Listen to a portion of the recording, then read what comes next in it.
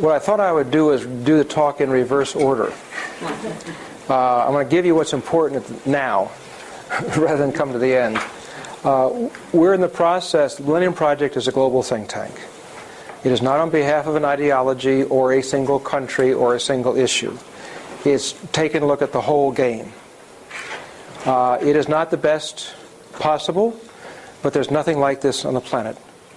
All think tanks have either an ideological basis, a nation-state basis, or an issues basis.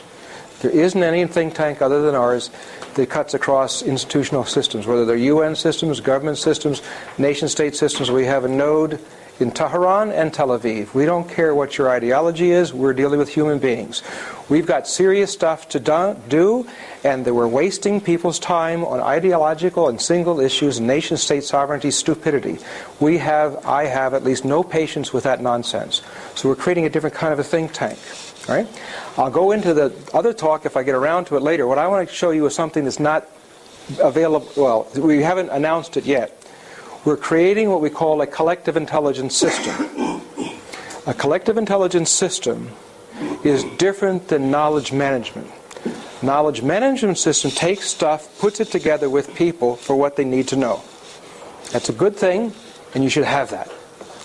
A collective intelligence is different. A collective intelligence is where you take human brains, information, and software and econometric modeling, different kinds of mathematical modeling, and you have all three of them are able to change each other all the time.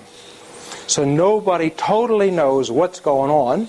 It's an evolving process. Just like your brain produces your mind, plus your sensory system of what you're seeing, what you're thinking, what you had for lunch, and so forth. All together makes your mind hopefully improving all the time. That's what I'm going to show you here. This does not exist much in the world yet, but hopefully this will become the next big thing in information technology.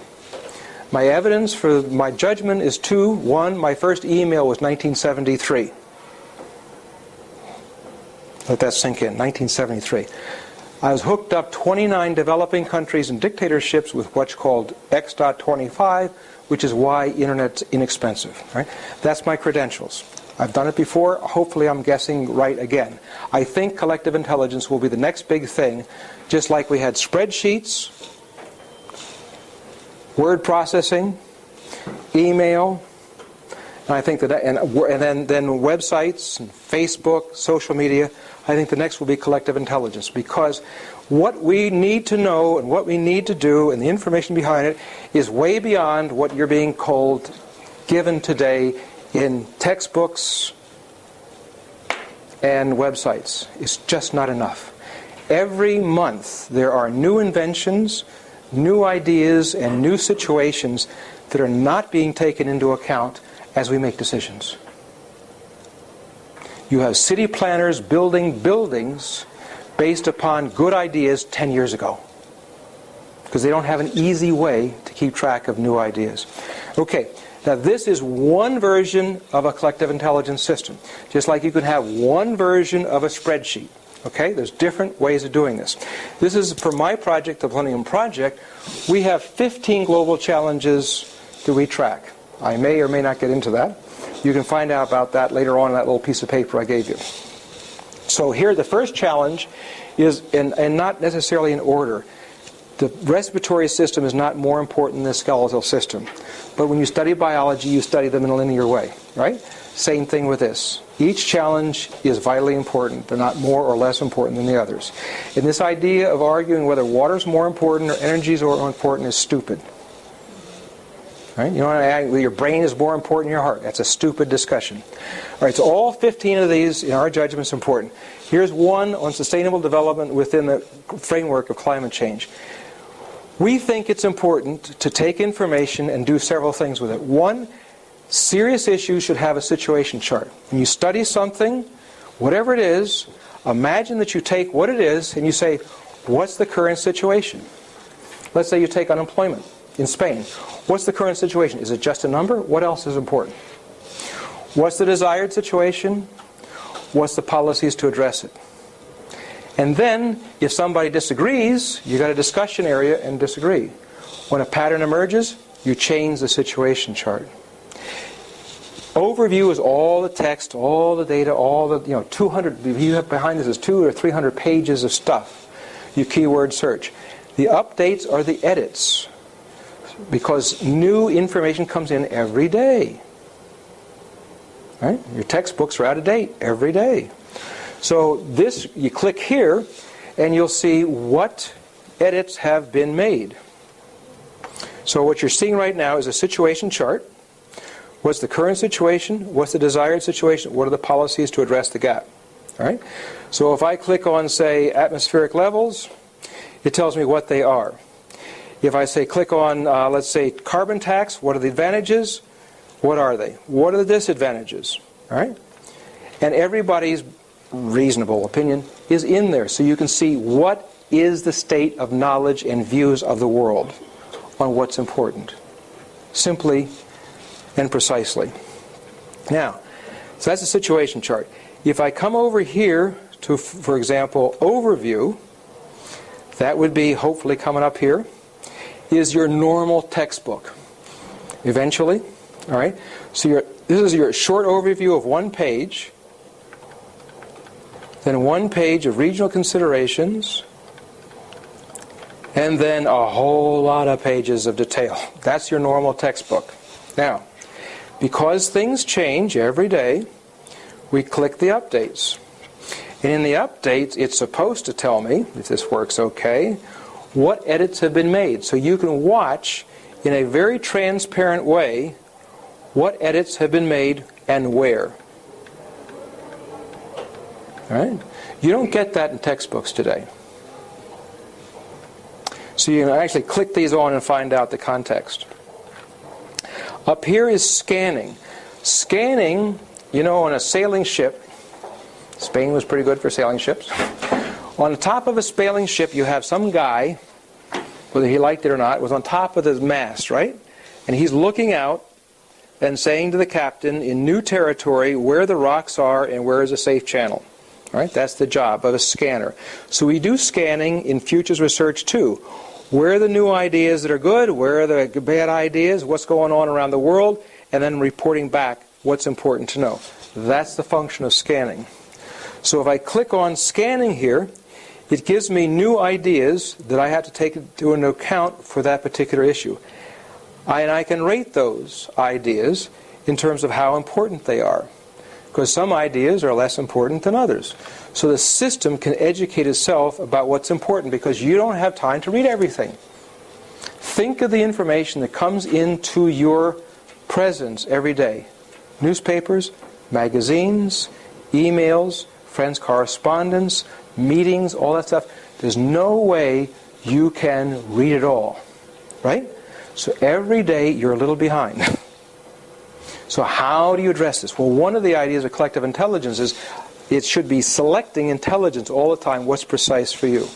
By the way, how many of you know what Google Alerts is?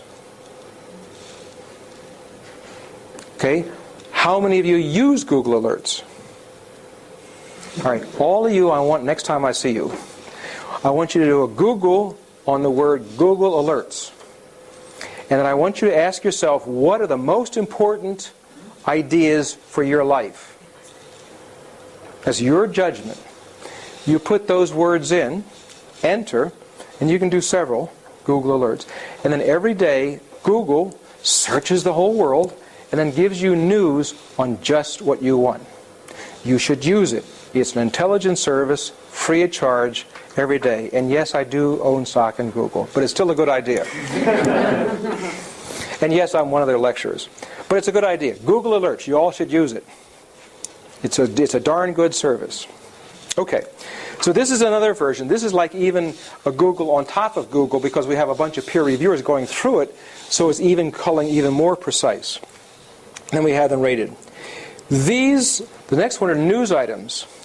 The scanning items are things that stay in the system, but information changes through time. Okay, a piece of information changes through time. Its meaning, its value changes through time. So what I just showed you on the scanning, you can right-click and you can edit or annotate about that information. Because information is not static. Its meaning changes. You may have a new insight on that information that no one else does. We put it in there, so it's collective intelligence. Now, I should say collective intelligence is a problem. The right wing does not like the word collective. The left wing doesn't like the word intelligence. So I got a problem. But the fact is, in Silicon Valley and in the ICT world, that's the term we're using. It may change, but that's where it is now. It's just like we use the word artificial intelligence, and the word has been defined in many different ways. We'll have the same problem. It's just the way it is. Okay, so news. These are news items. Now I want you to notice you can rate the news items just like the other ones. But over here, you have the source. This is the UN Environmental Program.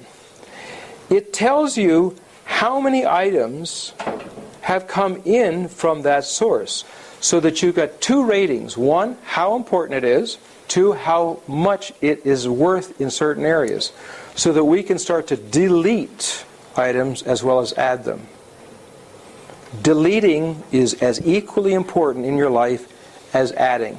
Right now we keep adding. Give me more feedback, give me more books, give me more stuff, which means we're more buried, which is in psychology we call it habituation. You receive data, information, and you don't respond, that's habituation, which makes you stupid. Don't do that. Delete as much as take. Consider a room. You keep putting stuff into it, you can't use the room anymore. That's your brain. Okay, that's information, news. The next one is, I'll jump over to 6 here. You'll notice that, by the way, we can do horizontal searching as well as down searching. So we go over to, and we hit Real-time Delphi. This is a questionnaire. So there's certain questions that we don't know the answer to that we think might be important. So you have here some instructions, and you are able to add questions and define what's important about the question. So here's a question. What % of humanity over 6 years old will be using internet in 2020? What's the best possible value in 10 years? What's the worst possible in the next 10 years? What's the impact of this, and so forth. And then you can put text in. Somebody, after a while, might say, that's a dumb question. We can delete it. A better question might be something else. We can add it. Most questionnaires have a deadline. You've got to fill it out and put it in by a certain time. You add up the stuff, and that's a report. This is not this. The questions can keep changing, and when the pattern of answer is clear, we can put it in the situation chart. So you keep changing the questions, and when the patterns are clear, you take them out. So that shouldn't. So everything in a collective intelligence is changeable. Discussion. That's where certain things are not clear, where you need to talk about it. All right, so that's like a normal blog where you just talk about things. We also know it's important to have computer models. Whatever the challenge is, what are the best computer models on the world on that question? You should know that. We should all know that. It's not hard. If you have a collective intelligence system, what are the best water models in the world? What are they? And we can argue about it. And when we finish arguing about it, here they are. Up comes a new model, we can change it, put it in. Just like your mind, constantly changing. Textbooks don't constantly change. And that's enough for that.